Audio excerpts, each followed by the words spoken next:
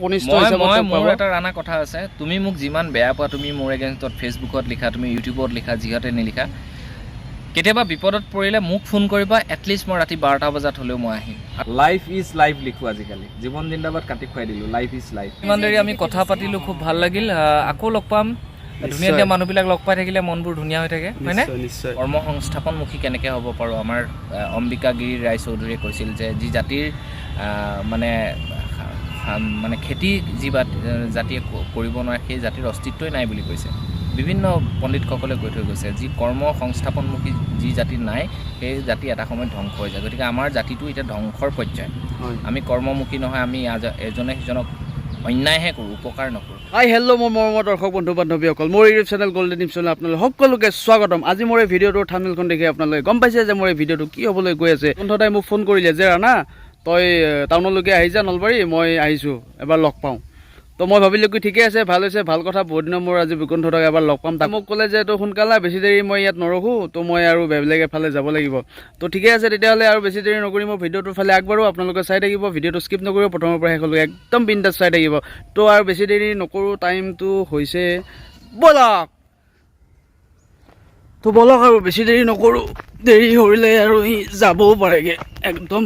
এইখন মোৰ তাতে বাইক সেইখন ৰৈ আছে বাইকখন তাত থৈ দিছোঁ একদম দৌৰি দৌৰি সেয়া আকৌ দেৰি হ'লে গুচিও যাব পাৰে সোনকালে আমি যাওঁগৈ এতিয়া তো মই এতিয়া আহি উপস্থিত হৈছোঁ আমাৰ নলবাৰী চহৰৰ মাজমজিয়াত অৱস্থিত সুধাকণ্ঠ ডক্টৰ ভূপেন হাজৰিকা শিশু উদ্যান এই পাৰ্কখনৰ ভিতৰতে মই আজি আমাৰ মোৰ মৰমৰ দাদা বৈকুণ্ঠ প্ৰিন্স পাঠকক লগ কৰিম আৰু দুয়ো অলপ কথা পাতিম তো লেটছ গ' পাৰ্কলৈ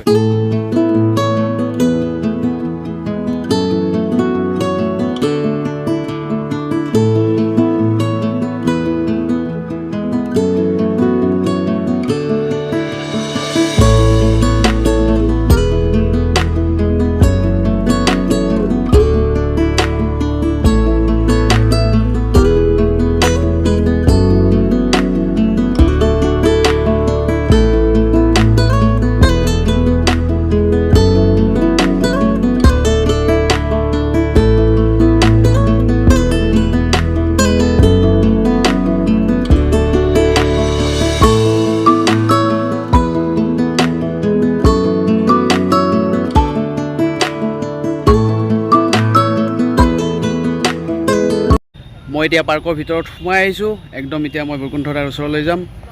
আৰু আপোনালোকে চাই থাকক কেনেকৈ গৈ মই বৈকুণ্ঠ দাৰ লগত সুন্দৰভাৱে কথা পাতিছোঁ আৰু বৈকুণ্ঠ দাক মই এইটো সুধিম যে তেওঁ নলবাৰীত আহি আজি কেনেকুৱা অনুভৱ হ'ল আৰু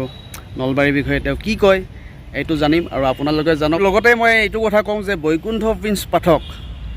এটি নাম আৰু নামেই যাৰ পৰিচয় আপোনালোকে সকলোৱে জানে তেওঁক আজি মই নতুনকৈ তেওঁৰ মুখখন চিনাকি কৰি দিব লগা মোৰ একো নাই তো আপোনালোকে গোটেই অসমবাসীয়ে তেওঁক চিনি পায়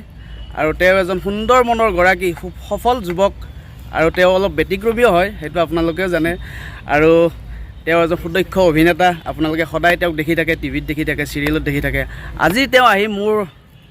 হোম টাউন নলবাৰীত আহি উপস্থিত হৈছে তো আজি মই তেওঁৰ মনৰ বিষয়ে জানিম তেওঁ আজি নলবাৰীত আহি কেনেকুৱা পাইছে নলবাৰীৰ বিষয়ে কি কয় তো লেটছ গ' বৈকুণ্ঠ দাৰ ওচৰলৈ বৈকুণ্ঠ দা নমস্কাৰ আদৰিছোঁ আমাৰ নলবাৰী জিলালৈ তো ভাল লাগিল আহি এনেকৈ আজি লগ পালোঁ আগতেও বহুত দিন লগ পাইছিলোঁ কিন্তু আজি এনেকৈ লগ পাই এটা ভিডিঅ' বনাম বুলি ভাবিলোঁ আৰু আপোনালোককো মই দেখুৱালোঁ তো নলবাৰীৰ বিষয়ে আজি কি ক'ব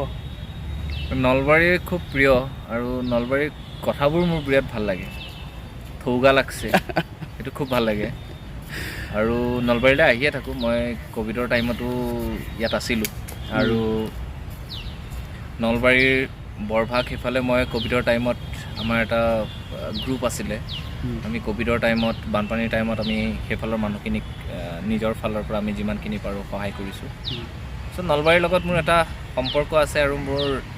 যিহেতু পত্নী এগৰাকী আৰক্ষী বিষয়া তেওঁ ইয়াতে চাকৰি কৰি গৈছে 5 বছৰ 4 বছৰ কৰি গৈছে এইখন আপোনাৰ বেলখৰ থানা ন বেলখৰ থানাটো আছিলে টিহুত আছিলে তাৰপিছতে নলবাৰী থানাটো আছিলে গতিকে অহা যোৱা চলি থাকে তেতিয়াৰ পৰা আমি যেতিয়াৰ পৰা প্ৰেমৰ সম্পৰ্ক আছিল তেওঁৰ লগত তেতিয়াও আহি থাকোঁ মনে মনে গতিকে তেনেকুৱা আৰু গতিকে নলবাৰীৰ লগত এটা আত্মিক সম্পৰ্ক আছে আগৰ পৰাই বৈকুণ্ঠ দাৰ বৌ তেখেতকো মই লগ পাবলৈ খুব মোৰ মন আছিলে কিন্তু বৌ এগৰাকী আৰক্ষী বিষয়া সেইকাৰণে তেওঁ অলপমান মানে অফিচিয়েল কামত ওলাই গ'ল ৰাণা মোৰ খুব ভাল ভাইটি আৰু ৰাণাক লগ পালোঁ মই এখন ধাৰাবাহিকত একাজলি ৰং সি সহ পৰিচালক এক্টিঙো কৰিছিলে ভাল এক্টৰো হয় সি আৰু ভাল ল'ৰা কৰ্ম উদ্যোগী ল'ৰা কাম কৰি ভাল পোৱা ল'ৰা হাঁহিমুখীয়া ল'ৰা অন্তৰ চাফা ল'ৰা আৰু অন্তৰ চাফা মানুহবিলাক মোৰ এনেও ভাল লাগে আৰু ইয়াতে বহুতে কমেণ্ট দিবই বেয়াকৈও দিব ভালকৈ দিব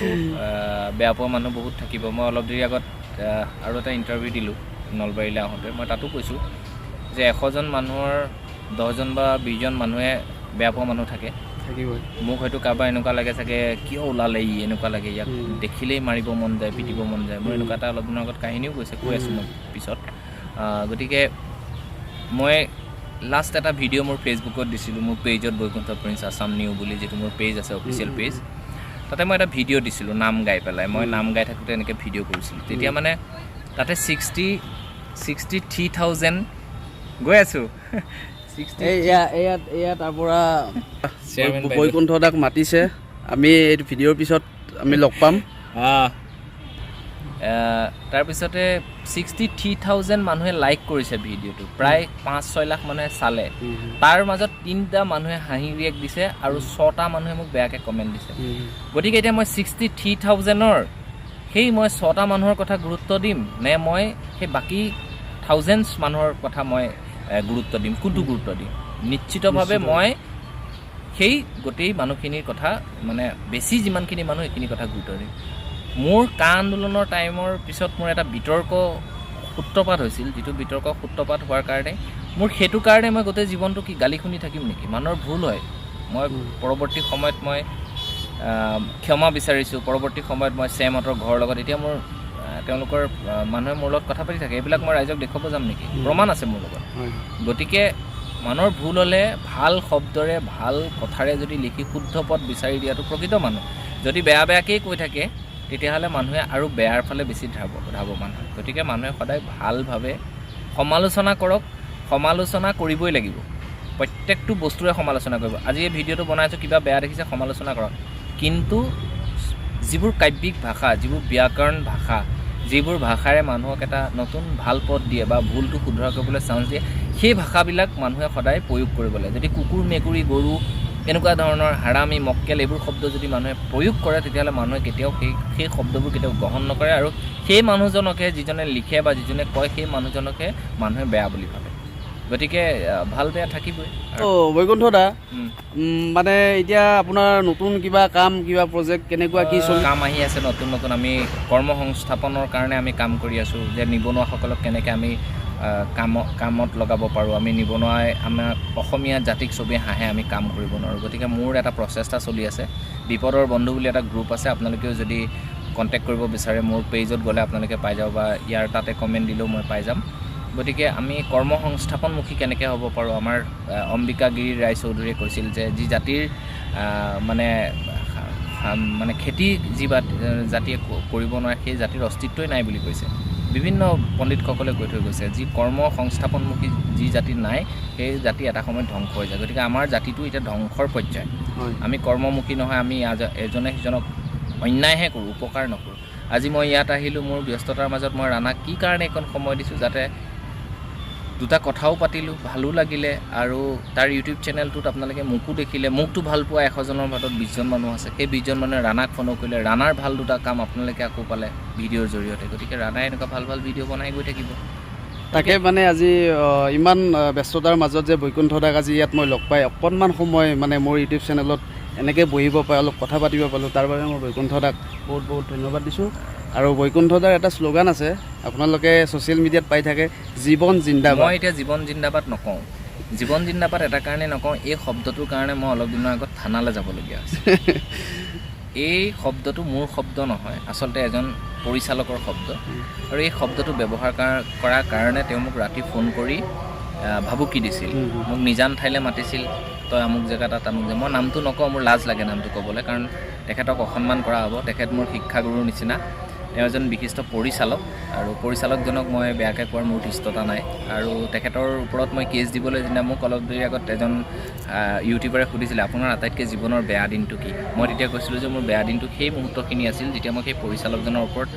থানাত এজাহাৰ দিবলগীয়া আছিল মোক বহুত বেয়াকৈ শব্দ দি গালি পাৰিছিল গোটেইখিনি মোৰ ৰেকৰ্ডিং আছে মই থানাত যি কাগজ পত্ৰ দিছোঁ ভৱিষ্যতে যদি মোক তেনেকুৱা কৰে মই কিন্তু বিহিত ব্যৱস্থা ল'বলৈ বাধ্য হ'ম সেইকাৰণে মই এই শব্দটো এজন কবিৰ শব্দ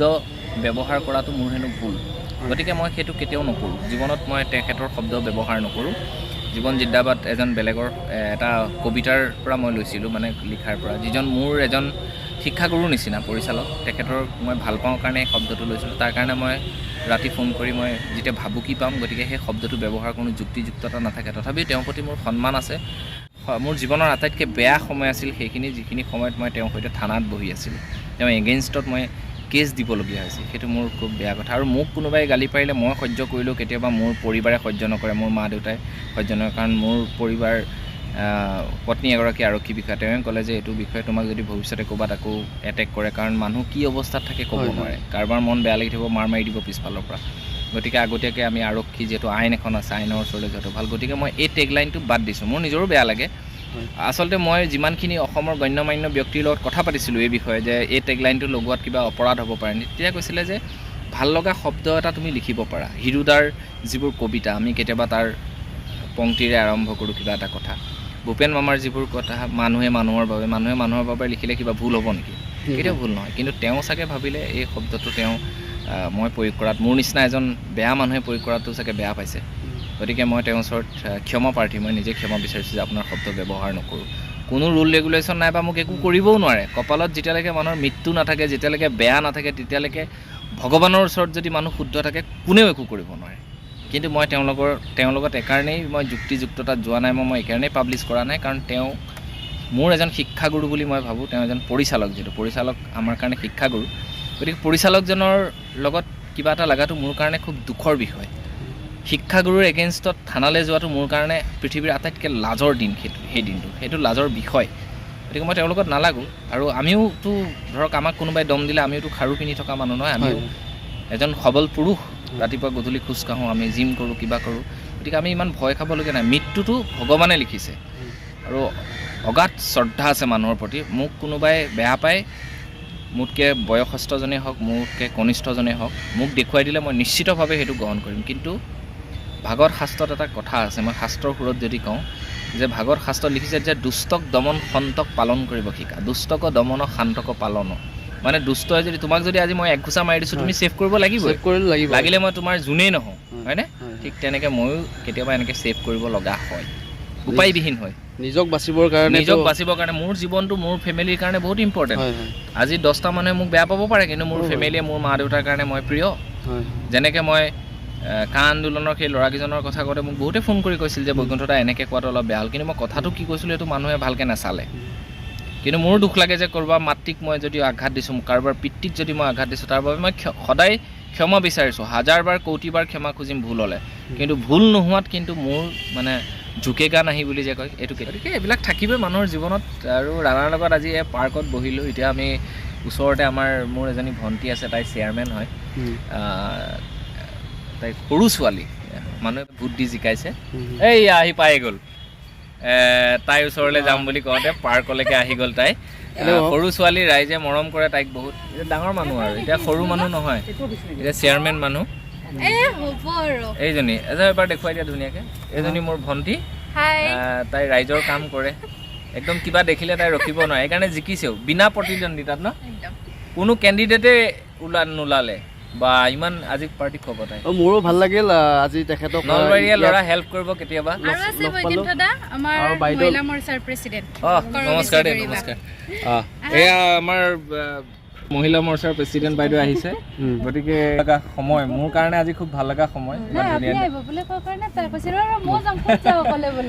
তাকে এয়া ভাল মানুহ লগ পালোঁ আকৌ লগ পাম কথা পাতিম লাইফ ইজ লাইফ লিখোঁ আজিকালি জীৱন জিন্দাবাদ কাটি খুৱাই দিলোঁ লাইফ ইজ লাইফ তো মই আজি এই গেষ্টসকলক বাইদেউসকলক লগ পাই মোৰ খুব ভাল লাগিল তো বাইদেউলৈও মোৰ শুভেচ্ছা থাকিল তেওঁৰ ৰাজনৈতিক ভৱিষ্যত জীৱনত আৰু বাইদেউলৈও মোৰ ৰাজনৈতিক ভৱিষ্যত জীৱনলৈ মোৰ গল্ডেন ড্ৰিমছ মোৰ ইউটিউব চেনেলৰ পৰা শুভেচ্ছা থাকিল আৰু মোৰ পাৰ্চনেলি মোৰ নিজৰ পৰা শুভেচ্ছা থাকিল